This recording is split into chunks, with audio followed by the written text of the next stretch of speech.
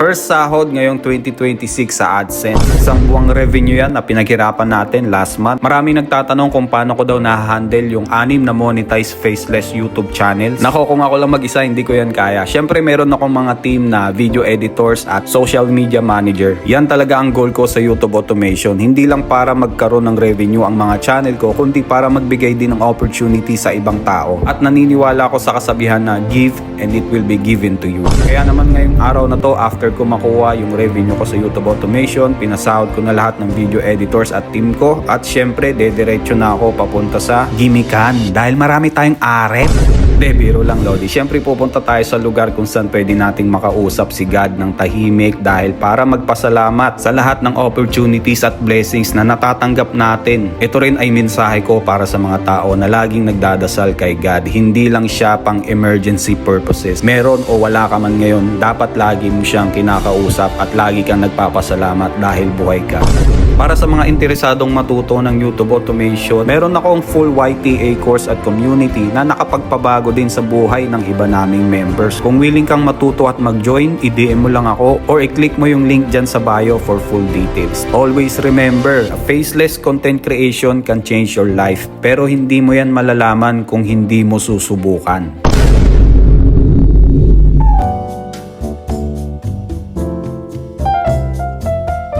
Gaming content ang isa sa pinakamalakas na niche ngayon sa YouTube. Kaya naman panoorin mo tong video na to hanggang sa dulo dahil bibigyan kita ng 3 tips kung paano gawin ng tama at pagkakitaan ang ganitong content. So stay tuned mga lord. Okay, tip number 1, pick the right game na i-content mo. Syempre target natin yung mga US-based audience. Ang 3 popular games ngayon sa US ay Fortnite, Minecraft at syempre Roblox. I recommend na dapat nilalaro mo rin yung game na i-content mo. Tip number 2, add storytelling at context sa gagawin mong video. Mapa-emotional man yan, funny, or educational. Dapat merong laman, hindi pwedeng mema-post lang ng gameplay na walang context. Tip number 3, dapat high quality yung gagawin mong video, hindi malabo, hindi crop. Full screen 9:16 ratio kung shorts ang gagawin mo, kagaya nito. At 16:9 ratio naman kapag ka long form yung gaming content mo. Pwedeng-pwede ka talaga pumaldo sa gaming niche, lalo na pag ginawa mo ito ng tama. Tulad ng mga members namin sa community na lagi sinusunod ang mga payo ni Coach, kaya tignan mo, paldo! Sana all!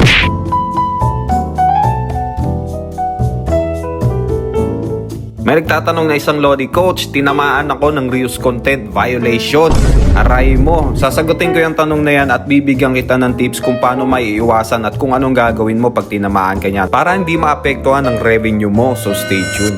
According sa legit website under fair use on YouTube, para maiwasan mo ang reuse content violation, dapat sundin mo yung 4 factors of fair use para maging transformative yung ire-repurpose mo na video. Ito yung mabilis ang paliwanag dyan. Let's say gumagamit ka ng mga stock videos or yung mga videos dun sa mga Chinese app or any video na hindi ikaw ang gumawa at hindi sa'yo. Kailangan mo yung mai-transform into another valuable content like storytelling, documentary, educational purposes, may context, may sense, original dapat ang script para sa commentary na may AI voiceover. Hindi pwede yung basta-basta ka lang magpo-post ng video nang hindi ka nag-e-effort. Kapag tinamaan ka naman ng reuse content violation, pwede ka naman mag-appeal dyan basta valid ang reason mo. Meron akong full guide nito sa aming community na ginagamit ng mga members namin. Nakakatulong to para ma-approve ang appeal at tuloy-tuloy ang revenue kagaya nito. Sana all!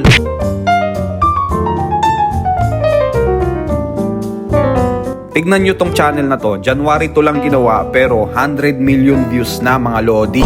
Ang niche na yan ay AI room transformation videos at sa videong ito ituturo ko sa inyo kung paano gumawa at paano pagkakitaan ng ganyang content, so stay tuned. Gusto mo bang kumita sa YouTube gamit ang iyong cellphone, tablet, or PC at mapabilang sa kanila na na-monetize na? I-message mo lang ako sa aking FB or i-click mo yung link na to for full details. Gumawa na ako ng mga prompt para sa AI room transformation content. Ilalagay ko na lang to sa comment section. Yung iba pang prompt ipopost ko na lang sa Discord natin. I-copy mo yan at pumunta ka na sa mga AI tools na ginagamit mo. Pwedeng Kling AI or Google Veo 3. Choose text to video 9:16 ratio tsaka piliin mo yung quality. I-paste mo dito yung yung prompt na kinapi mo, palitan mo na lang yung ginger cat na kahit anong gusto mong character. Then hit enter, antayin mo lang mag-generate yung video for 1 to 2 minutes. Sa mga nagtatanong kung bakit puro ginger cat yung model ko, syempre yan yung branding natin Ayan At tapos na nga ma-generate ang ating AI room transformation video. I-download mo lang yan. Gumawa ka ng mga 5 ganito, iba't ibang design at pagsama-samahin mo para mas mahaba yung video mo. Ilan lang yan sa mga AI prompts at trending niche na pinupost ko sa aming community na sinusunod ng mga members, kaya ang gaganda ng resulta nila sana all paldo.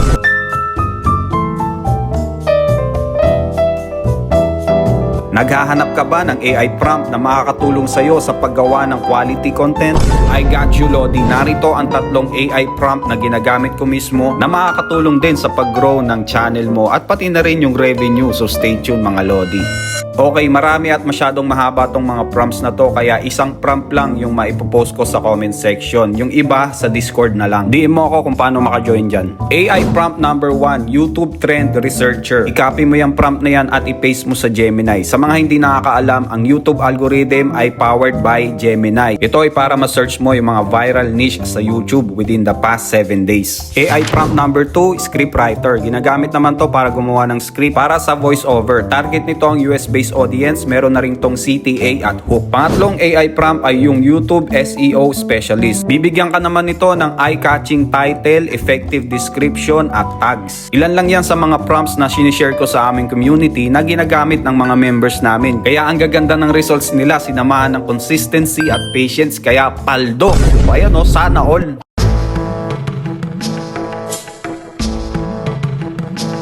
Tatlong pangunahing tools na dapat meron ka kung ikaw ay nag-YouTube automation. Panoorin mo tong video na to hanggang sa dulo, lalo na kung bago ka pa lang, para alam mo yung mga tools na gagamitin mo sa paggawa ng quality content na pwedeng pagkakitaan, so stay tuned. Una sa listahan ay ang Google Gemini. Bakit mas okay to kaysa sa ChatGPT? Dahil ang YouTube algorithm ay pinapatakbo ng Gemini. Kaya every time na magpapa-generate ka ng script, ng mga SEO, or any questions na gusto mong tanungin about sa YouTube, mas accurate ang mga results sa Gemini AI. Pwede ka rin magpa-generate ng images using Nano Banana Pro. Pangalawa sa listahan ay yung mga text-to-speech tool. Ang common na ginagamit ng karamihan ay ang 11 Labs. Dahil dito, pwede kang magpa-generate ng AI voiceovers para sa mga content mo. Realistic na rin ang mga boses dito, kaya hindi tunog robot. At ang pinaka-importante sa lahat, video editing tool. CapCut ang common apps na ginagamit para dito dahil napaka-convenient nito gamitin at easy to use. Meron din kaming mga sinishare na AI tools sa aming community na ginagamit ng mga members namin, kaya ang gaganda ng results nila sana all.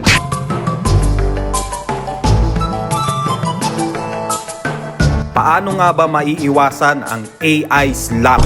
May bagong update si YouTube, kaya kung gumagamit ka ng AI sa paggawa ng content mo, panoorin mo tong video na to hanggang sa dulo kung paano hindi matag as AI slap at para tuloy-tuloy ang AdSense, so stay tuned. Bago ang lahat, ano nga ba ang AI slap? Ito yung mga AI videos na nakikita mo sa Reels, sa Short, na puro walang context, walang meaning, walang storytelling, mass-produced at paulit-ulit-ulit.